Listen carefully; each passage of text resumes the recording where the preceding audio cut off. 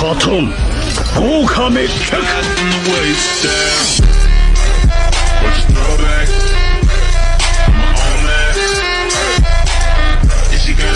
Heyo guys, welcome back to the channel. This is a story about what if Naruto the Melt. As a child, Naruto is taken in by Sarutobi to be his chosen successor to the mantle of Hokage.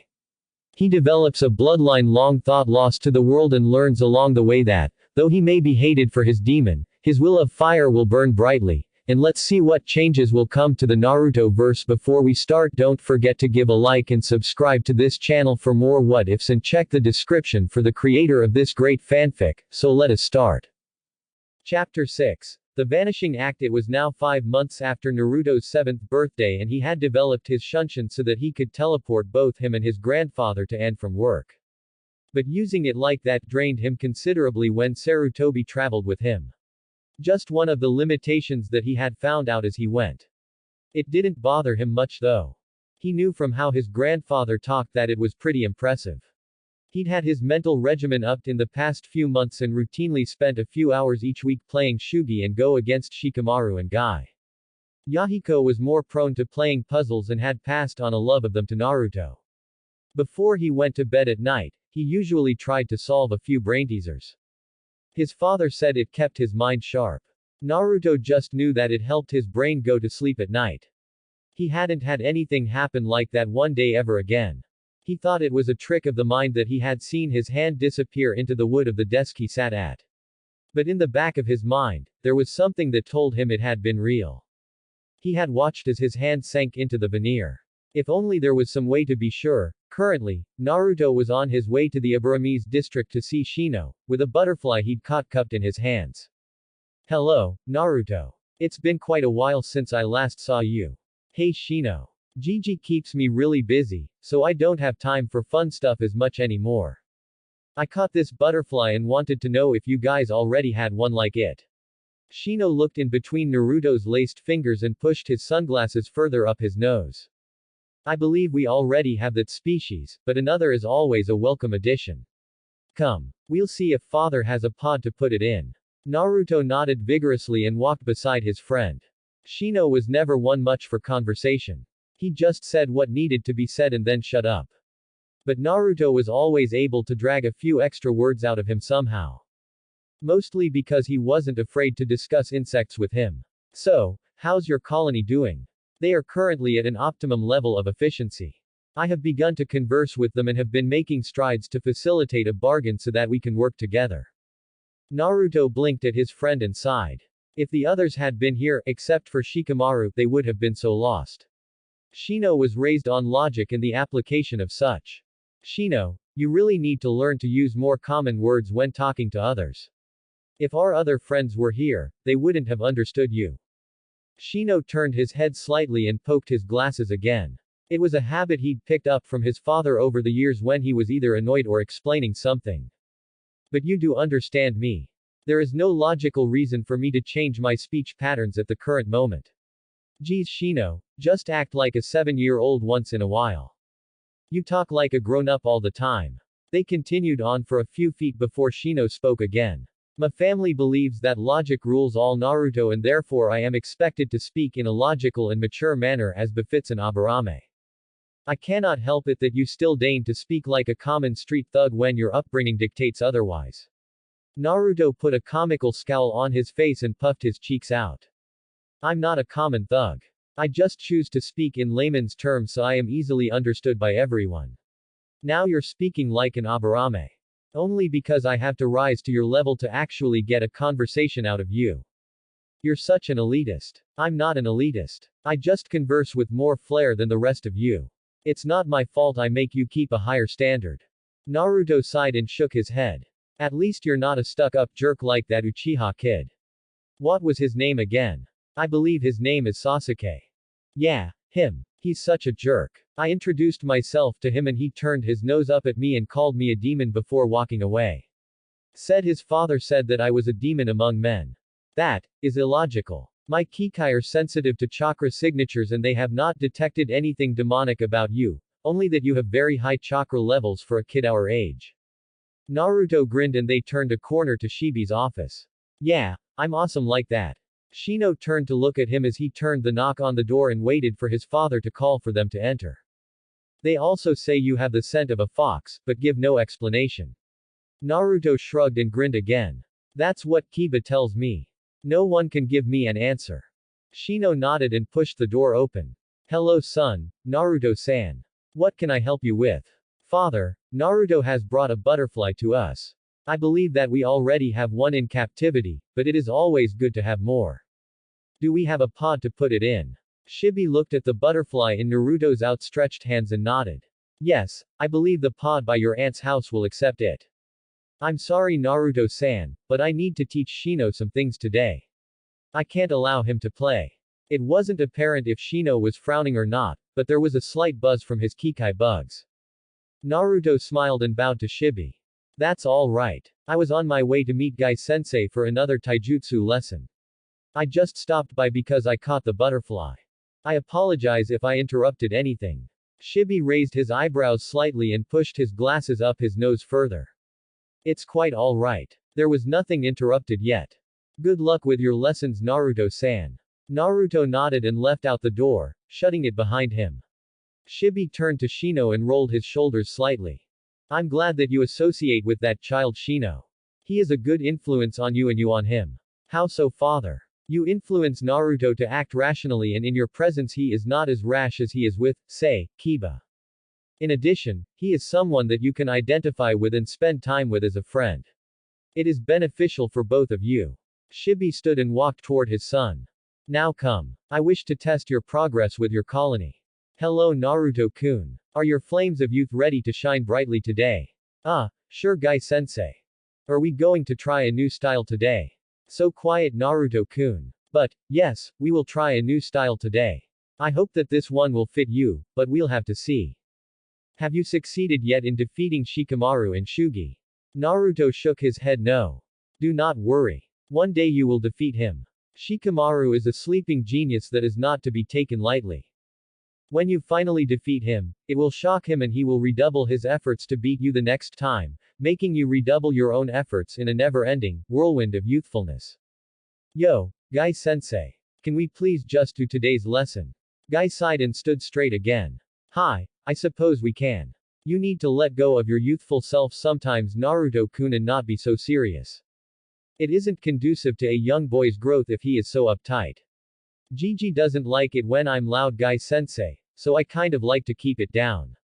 Gai put his thumb to his chin and closed his eyes, as if thinking. He suddenly sprang into his nice guy pose, and let the sun glint off his teeth.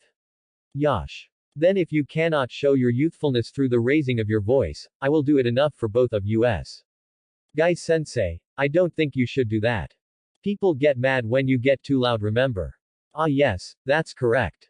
Well, we'll let youthfulness slide for a moment and get on with your training. I found a style known as Kalaripate, a style that promotes disabling strikes and elevates the strike's intensity as the fight goes on. It's very ancient and very complete. Gai settled into the unfamiliar stance and Naruto mimicked him. Just follow my movements and flow through the kata. After a couple of hours of getting used to it, we'll try to apply what we've learned. Naruto nodded and fell into the pace, letting his arms flow back and forth and placing his feet with care. A couple hours later, Naruto was moving slowly through a practical application of the art with a Tsuchi Bunshin, when Gai called a halt to the procedures. I'd like to try it with you now Naruto-kun.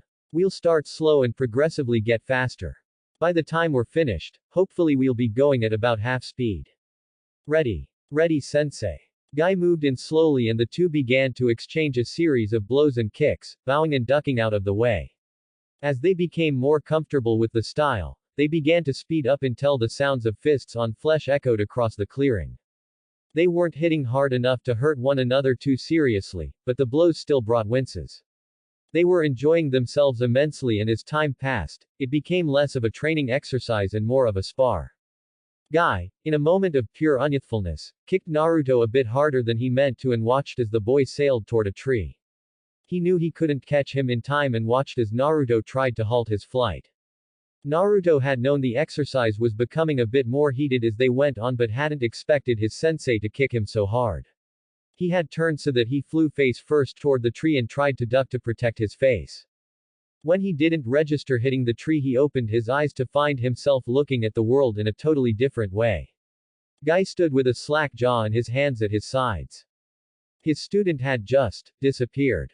As he hit the tree, the boy just went poof, gone, bye-bye.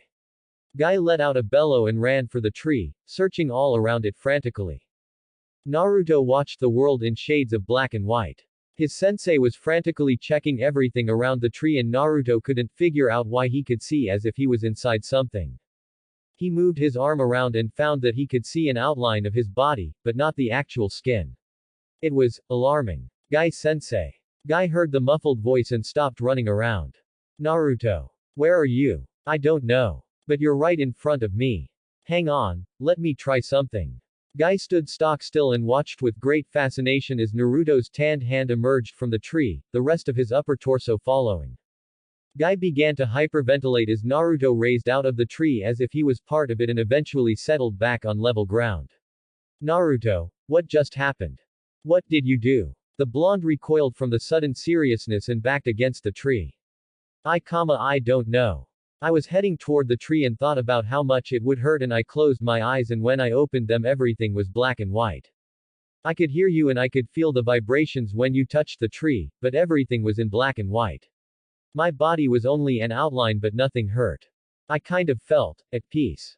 Guy stood upright and grabbed Naruto by the shoulder. Naruto, take us to the Hokage. He needs to hear about this. Hi, Guy-sensei. Naruto formed the needed seal and they disappeared in a swirl of leaves. Sarutobi had been trying to relax in a rare moment of peace and quiet.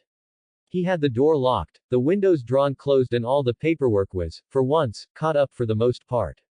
He had just opened up his favorite little orange book and was just about to start on the third chapter when he felt the telltale signs of a shunshin coming and slammed the book into a drawer. When he saw who the two in the middle of the whirlwind were, he sighed and put his head in his hands as he shook his head. All right, what the hell have you two blown up, destroyed, or broken this time?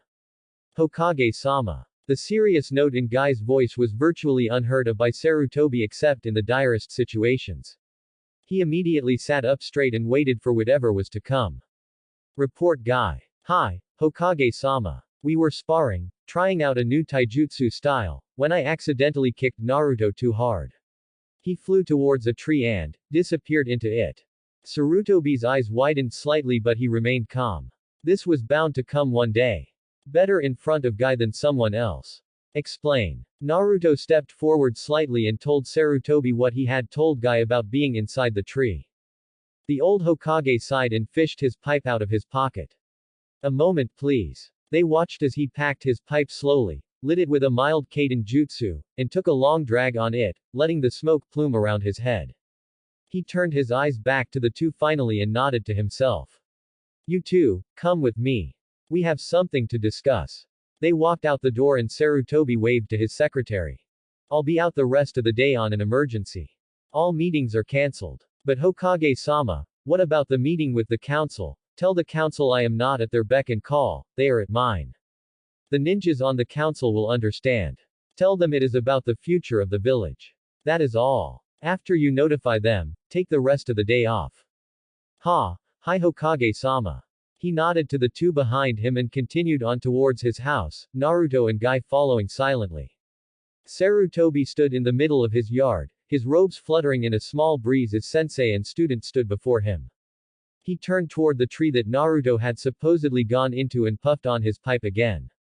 Show me. Naruto looked toward the ground and shuffled his feet. I don't know if I can sensei. It was spur of the moment. Sarutobi faced his grandson and knelt in front of him, putting his hands on his shoulders. Naruto, if you did what I think you did, it is nothing short of a miracle. Now please, show me what you did. The boy nodded his head and approached the tree slowly, as if it would attack him. As he got closer his breath began to hitch and he reached out with great hesitation, only to sigh in relief when his fingers did not sink into the bark when he touched it. His senseis, however, were not amused. Naruto, I want to see what you did. Concentrate on going into the tree. You have to want to go into the tree. You said you felt at peace in there, right? It won't hurt you. But sensei, Sarutobi steeled his expression and stood to his full height. Naruto, this is serious. You may have a power that has been dormant for centuries. We need to know if it has manifested. Now, do as I say. Hi, sensei. Naruto turned around with a stoic expression on his face. He had been ordered to do this by his sensei, and while he hated to be ordered, his senseis were not to be disobeyed. He approached the tree one last time and let out a shaky breath as he concentrated and closed his eyes. I want to go into the tree. I want to go into the tree. Please, don't let me fail. Sarutobi and Guy watched as the boy opened his eyes and began to melt into the tree hands first, until his whole body disappeared. Sarutobi stepped forward and rubbed the tree where his grandson had disappeared. Naruto. Can you hear me? A disembodied voice answered him. Hi sensei. I can hear you. You know, you look even older in black and white, every wrinkle is shown clearly. Sarutobi smirked and smacked the tree hard. What was that for? The tree didn't do anything to you. That didn't hurt you, did it? No, it just sent vibrations through me. Hey, let me try something. I'm gonna try to move around. Sarutobi stepped back and waited for results. Guy merely stood agape. He had never known this was possible. Sure, some ninjas could move through the ground with chakra, but to be able to just phase into something without a conscious thought, it was unheard of. Naruto stared with wonder again as he played around with his new ability. His grandfather had taught him to analyze things when he found something new, and he was currently checking out everything about his body in this black and white world. His clothing, or anything that was an extension of himself, came with him. He turned his hands this way and that, looking at them from every angle before smiling.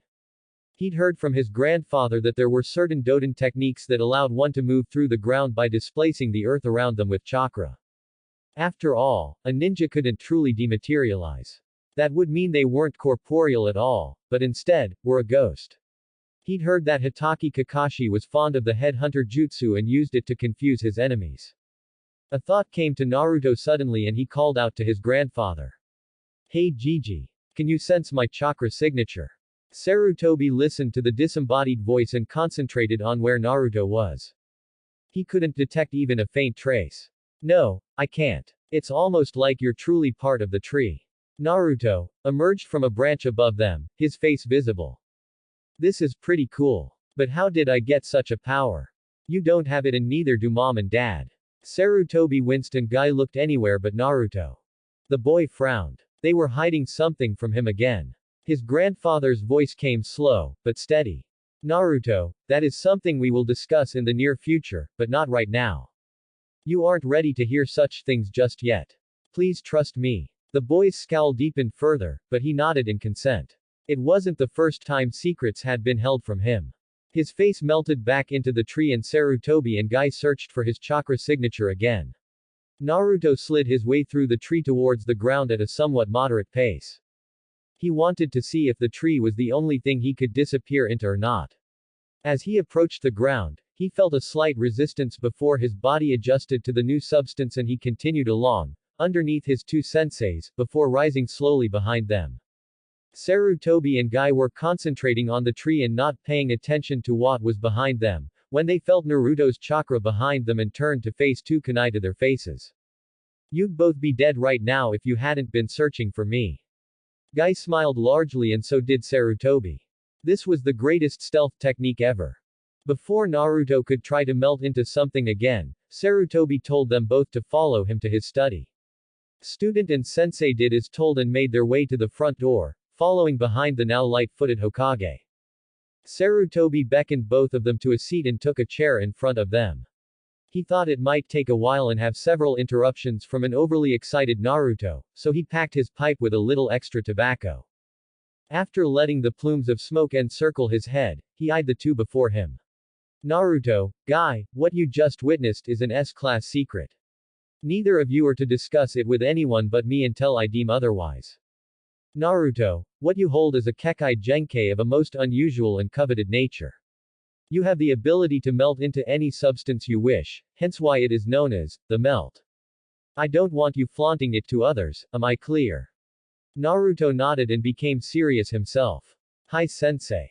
But how do you know about this when no one else in the family has it? It's not something that just pops up on its own. Sarutobi sighed and decided to try to defuse the situation. He didn't want to explain to a 7-year-old that he was adopted. In a couple years, yes, maybe, but not now.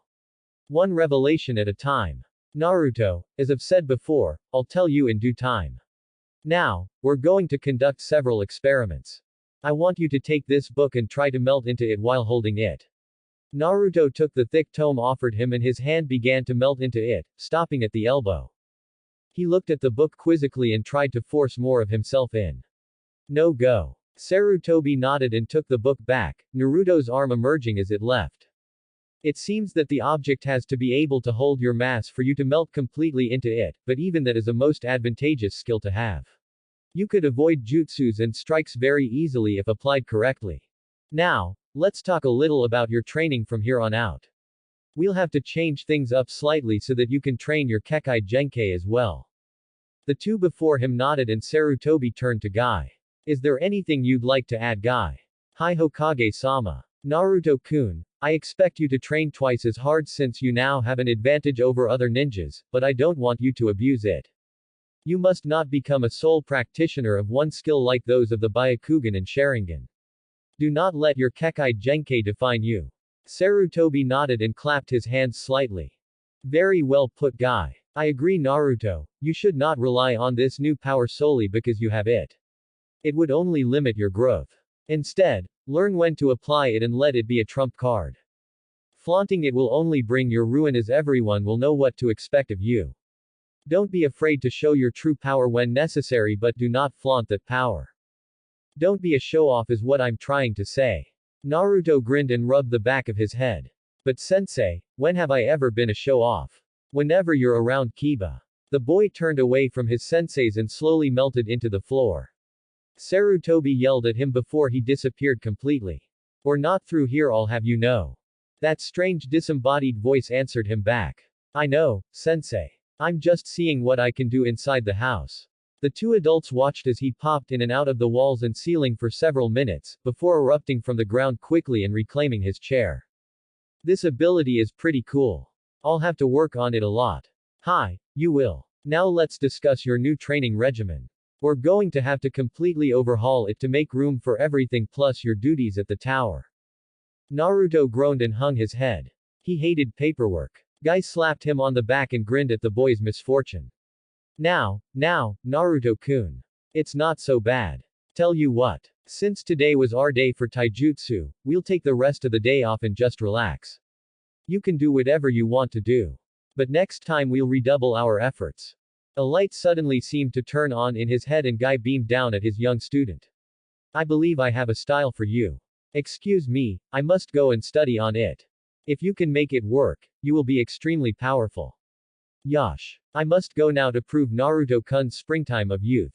He took off out of the room like a shot, leaving a wide-eyed Hokage and Naruto. Did he just make up a new way of expressing his youthfulness?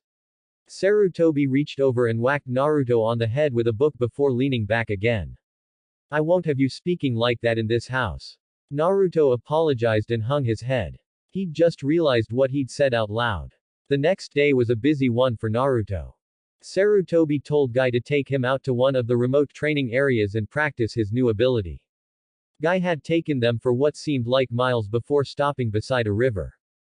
Guy turned to Naruto and grinned. Yosh. This is where we will train you in your new skills today, Naruto-kun. I have here a list of everything to have you try and we will start now. Guy-sensei, you scared off the wildlife for over a mile. It doesn't matter. They'll return once they recognize my flames of youth will not harm them. Now, I want you to melt into the ground again here and try to make it to this marker I'm going to set up as fast as you can. Guy raced over 100 feet away and jammed a flag in the ground before standing upright with a stopwatch. Ready. Go. Naruto melted into the ground as quickly as possible and sped as fast as he could toward the flag.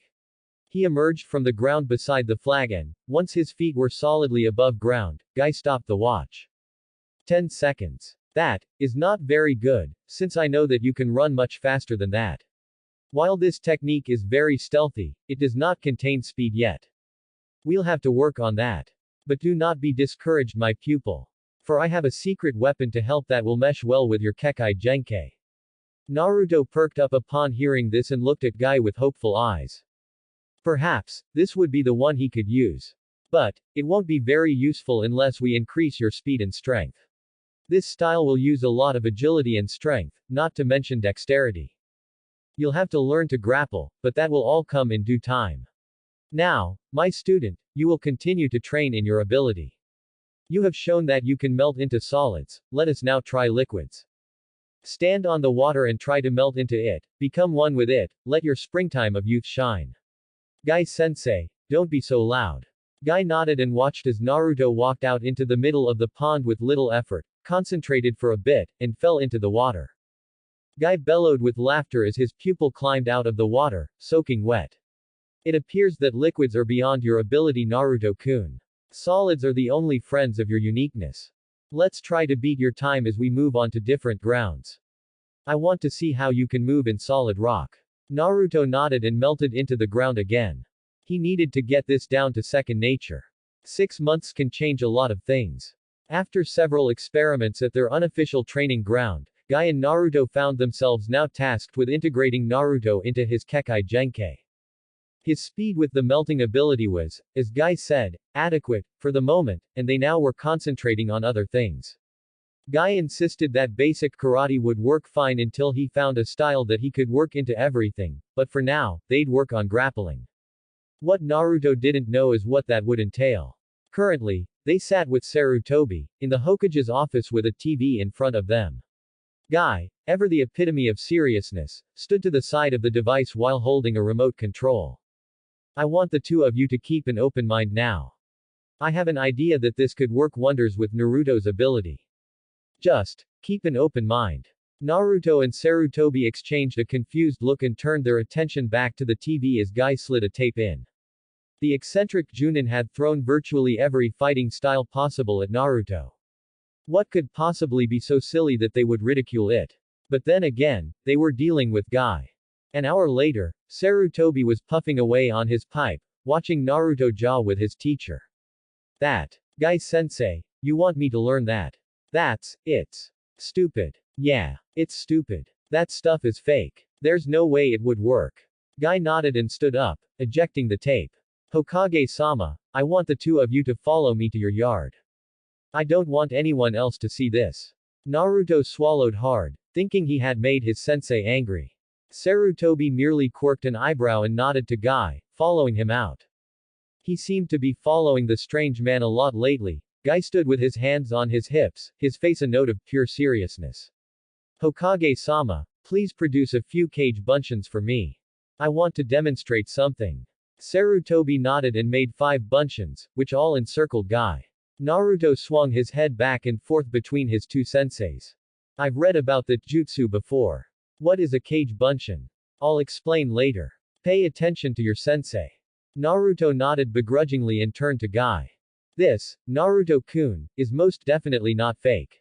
The moves I'm about to perform are extremely dangerous and, when used right, can be debilitating.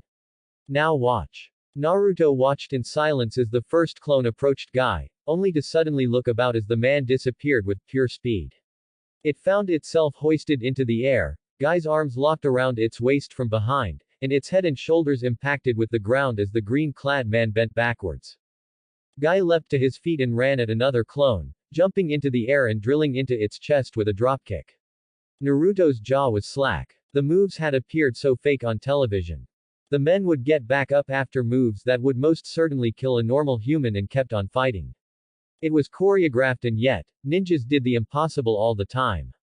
He watched as Guy grabbed another clone's neck in a headlock, threw its arm over his shoulder, and lifted it into the air before bringing it back to the earth, the top of its skull planted to the ground.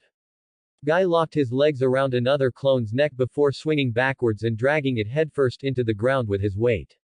It disappeared and the last clone eyed him warily. It flashed behind him, but Guy leapt into the air with a backflip and brought his foot down onto the clone's neck at the base of the skull, dispelling it. He turned to his slack-jawed student and gave his, good guy, pose.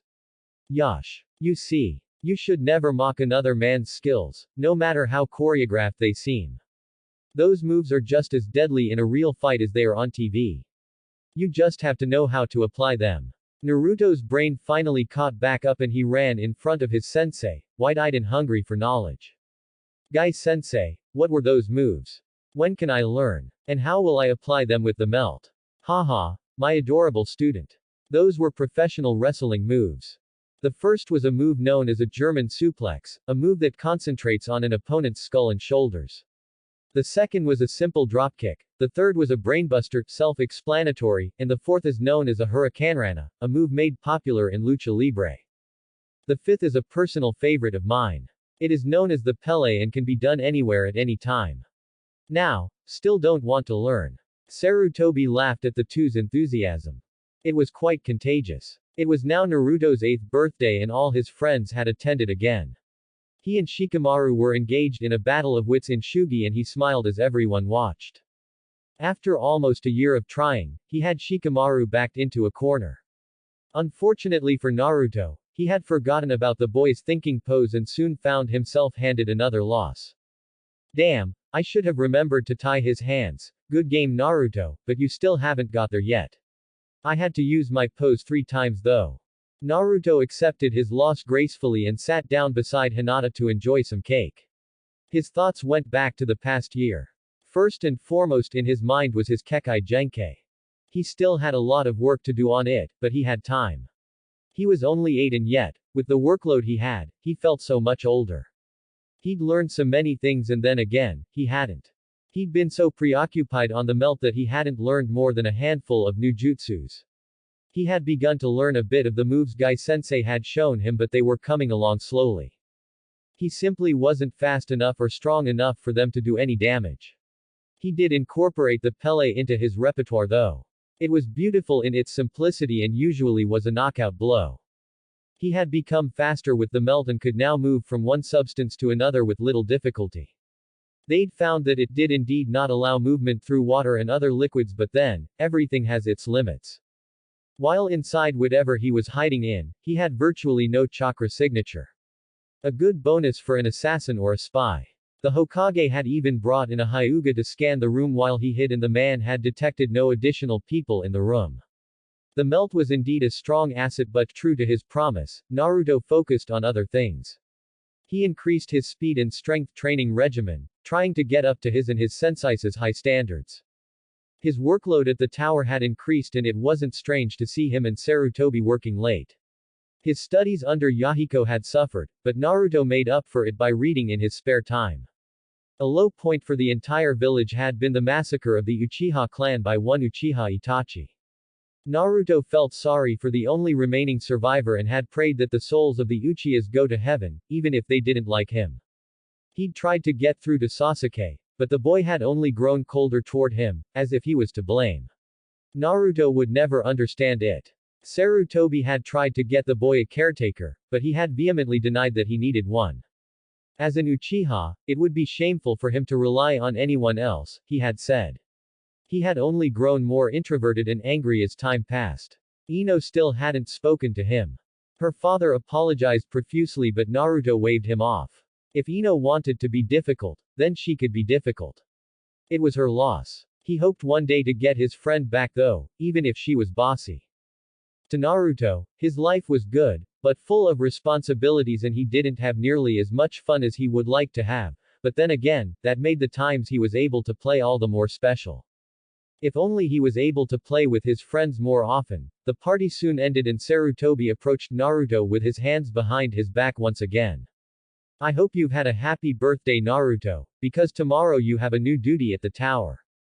Guard duty. No. You'll be helping me with my paperwork on a more personal scale. Naruto frowned. But Gigi, I already help with your paperwork. And that's where your present comes in. Sarutobi produced a rubber stamp and an ink pad from behind his back with a devilish grin. Welcome to your first year of stamping documents Naruto. To make up for this new workload, I'll teach you a new jutsu that you've been craving to learn. The boy leaned in eagerly, the smile on his face brightening the whole house. Sarutobi smiled and stood back upright, his hands behind his back again. I'll be teaching you Kage Bunshin, as soon as you learn the theory and all applications behind it. Naruto couldn't have cared less what he had to learn to get the jutsu. As Naruto lay in bed melting in and out of the mattress out of boredom, he wondered what the next year could be like. Konohamaru was starting to get to the point where he wanted to be like his big brother, and it annoyed and made Naruto happy at the same time. He loved Konohamaru, but he was such a brat sometimes. With a sigh, he picked up a book on ancient weapons and began to flip through the pages, looking at the pictures. His grandfather had said his Kekkei Genkai was meant for spies and assassins, and while the thought should have revolted him, it didn't. The melt was a part of him, and if that was its purpose, then he would use it to its full potential. The only thing he was apprehensive about was his first kill. He didn't know how he'd take it, and that worried him. He didn't want to break down and blubber like a baby, but Sarutobi had told him not to worry about it. His first kill wouldn't come for a few more years, the old man had said. Naruto blinked as he ran through the pages, searching for inspiration for a weapon. He needed something that would suit his Kekkei Genkai and help with his taijutsu. He needed something simple, yet elegant, deadly, yet subtle. Kunai weren't meant for slitting throats from behind, and as an assassin that would be paramount. He'd been allowed to read up on the melt a bit and had found that it had originated in the now-defunct Whirlpool country. That only raised several more questions. His parents were Sarutobis and his name was Uzumaki. He'd never really thought about it till now, but it was starting to bug him. No one in his family looked like him. Hell, he looked more like the Yondaime. Before his brain was about to explode from too much thought, he stopped on a particular page and photo. There was his weapon. A slim, matte black blade almost 8 inches long with one razor-sharp edge, serrated near the hilt. Leather-wrapped 4-inch handle that screamed, "Hold me." That blade was made for him. It was deadly. It was brutal. It was sublime. It was him. He put his hand over the photo and ran it across the page. This was what he'd been searching for. This was his weapon. He earmarked the page and put the book on the nightstand. He'd need to visit the forge the next day to have it commissioned. Thanks for listening. I hope you guys liked it. Don't forget to subscribe and leave a like for more what ifs and support the author. See you guys in the next video.